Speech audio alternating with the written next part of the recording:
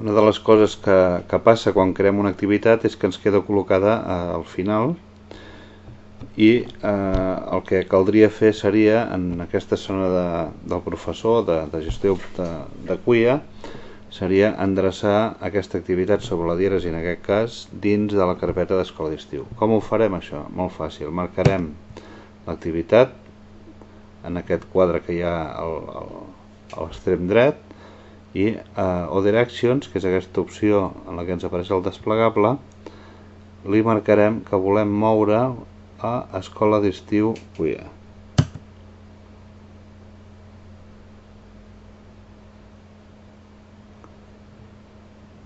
Bé, aleshores, com podem veure, ja s'hi ha mogut.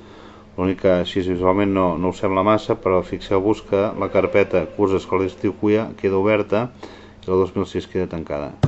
Si cliquem a sobre podem veure com queda recollit i amb l'activitat al seu lloc. Això és tot.